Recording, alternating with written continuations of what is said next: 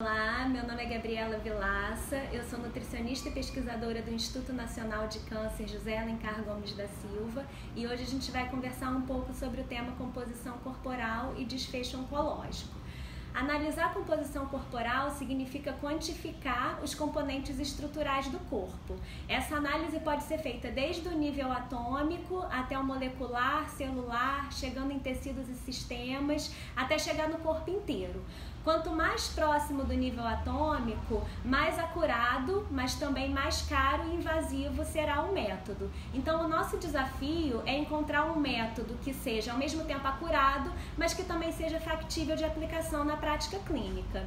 Em oncologia, a tomografia computadorizada vem sendo cada vez mais utilizada para quantificação do tecido adiposo e da musculatura esquelética, como um exame de conveniência. O paciente já faz a tomografia para estadiamento clínico e controle da doença e a gente aproveita esse exame para analisar a composição corporal.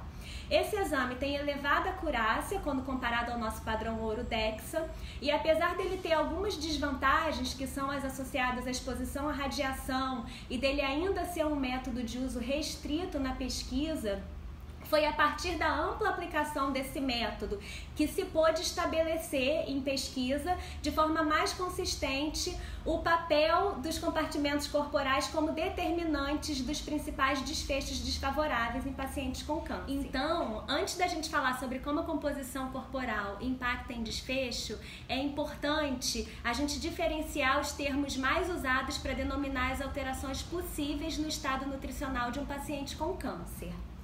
O termo sarcopenia é definido como a redução da musculatura esquelética e ou da força muscular. Esse termo foi utilizado inicialmente para classificar a perda de massa magra que ocorre de forma fisiológica durante o processo de envelhecimento. Mas as definições mais recentes já aceitam que a sarcopenia também possa ocorrer em outras situações clínicas, a despeito da idade do indivíduo, como no câncer.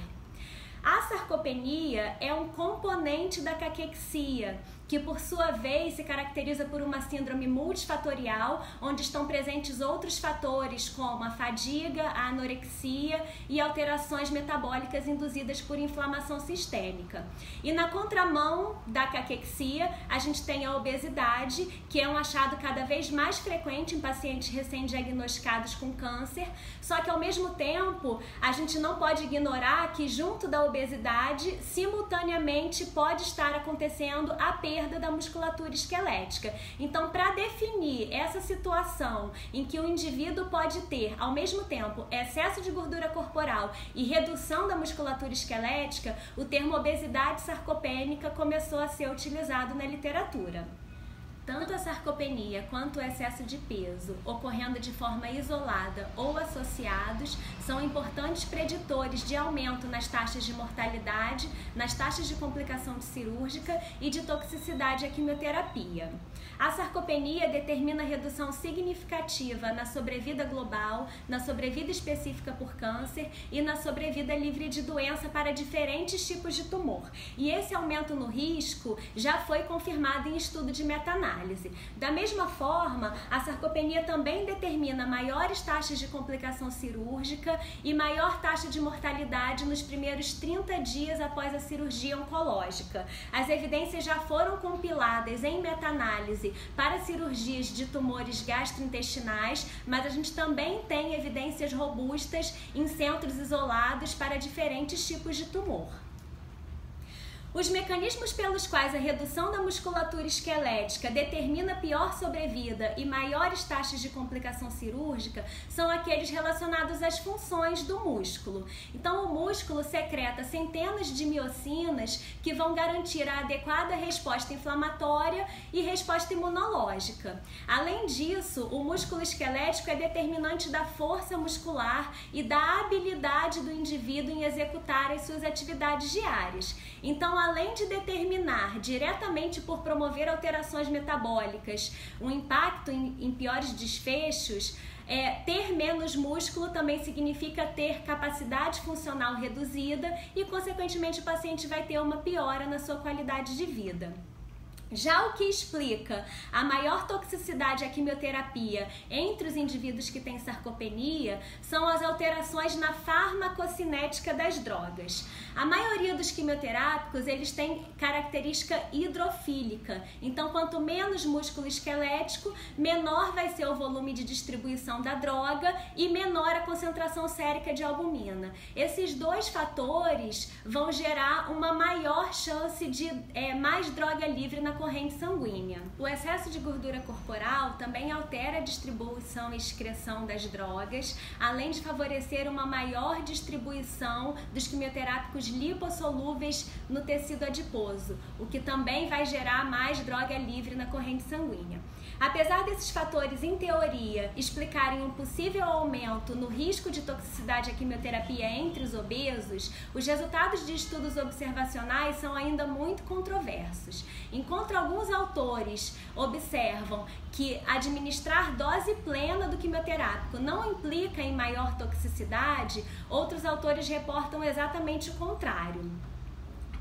Mesmo com essas evidências controversas, discute-se muito na literatura o fato do cálculo da dose de quimioterapia ser feito a partir da área de superfície corporal, o que deixaria o obeso mais exposto a altas doses do quimioterápico e, consequentemente, ao maior risco de ter toxicidade. E por causa disso, é muito comum a gente ver na prática reduções empíricas de dose para evitar toxicidade em indivíduos obesos. Em relação a isso, é importante deixar muito claro que a Associação Americana de Oncologia Clínica, com base em revisão criteriosa da literatura científica, já se posicionou contra reduções empíricas de dose para obesos, visando reduzir toxicidade, porque essa prática pode comprometer a sobrevida global e livre de doença desses pacientes. A recomendação, então, é administrar a mesma dose que seria recomendada para indivíduos com peso normal. As evidências sobre sarcopenia e toxicidade à quimioterapia, embora mais recentes, elas são cada vez mais numerosas e são mais homogêneas no sentido de afirmarem que existe maior chance de toxicidade à quimioterapia entre aqueles que têm sarcopenia, apesar da qualidade metodológica dos estudos ser bastante questionável. Os principais problemas metodológicos incluem tamanho amostral pequeno e o desenho retrospectivo dos estudos, que vão impedir uma adequada análise estatística dos dados com adequado controle para as variáveis de confundimento. A gente não pode esquecer que outros fatores podem influenciar na chance de ter eventos adversos durante a quimioterapia, como ter comorbidades, a idade do indivíduo, já ter feito um tratamento oncológico prévio, a concentração sérica de albumina, que vai implicar numa menor biodisponibilidade da droga, e até mesmo o uso adequado dos medicamentos de suporte e a interação com os medicamentos de uso contínuo. Isso nunca é considerado na análise estatística dos estudos que já foram feitos previamente. Então, por exemplo, se um paciente toma antiemético para prevenir náusea e vômito, tomar antiemético tem que ser um fator a ser controlado na regressão, porque isso vai interferir diretamente na incidência de náusea e vômito. Além disso, os estudos geralmente incluem pacientes que estão fazendo diferentes protocolos de quimioterapia numa mesma análise. Isso também dificulta a interpretação dos resultados, porque os efeitos colaterais dos quimioterápicos são muito diferentes entre si. Eu queria dar um exemplo sobre esses problemas metodológicos com esse gráfico que está num recente artigo de revisão e resume as razões de chance encontradas por diferentes autores que avaliaram a obesidade sarcopênica como exposição ao desfecho toxicidade à quimioterapia. Pelo gráfico, o leitor conclui que o risco variou de 5 até 15 vezes mais chance de obesos sarcopênicos terem o desfecho toxicidade à quimioterapia. Só que se você for buscar os artigos originais e ler na íntegra, você vai descobrir que nenhum deles apresentou critérios mínimos que garantem confiabilidade nos resultados. No primeiro, por exemplo, não foi feita regressão.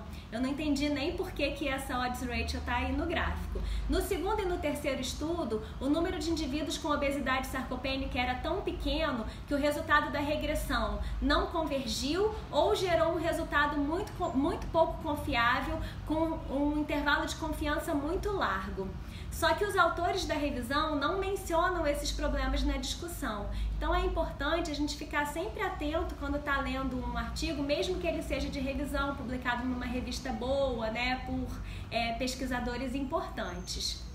Então, considerando todos os problemas metodológicos que eu já mencionei, eu também não posso deixar de falar sobre a corrente que existe na literatura, recomendando que sejam feitas adaptações de cálculo de dose de quimioterapia a partir da quantidade de músculo esquelético de pacientes com câncer, nos mesmos moldes do que é proposto e realizado empiricamente para indivíduos obesos. Além da gente não ter na literatura evidências robustas que suportem essa prática, os estudos de adaptação de dose esbarram em questões éticas muito graves, como o risco de você reduzir a sobrevida global e livre de doença desses pacientes. E aí eu me pergunto sempre, e agora estou jogando a pergunta para vocês, será que não é mais interessante a gente direcionar os esforços em recuperar músculo esquelético antes do tratamento e promover suporte nutricional para minimizar a chance do paciente ter perda de massa magra durante a quimioterapia? Será que isso já não seria um grande passo da gente evitar que os pacientes apresentem esses desfechos desfavoráveis? O grande problema é que pouquíssimos pesquisadores têm se dedicado a conduzir estudos de qualidade para avaliar intervenções nutricionais, o que dificulta a nossa tomada de decisão. Essas orientações já foram descritas nos principais guidelines voltados para pacientes com câncer, como da Sociedade Europeia de Nutrição Enteral e Parenteral.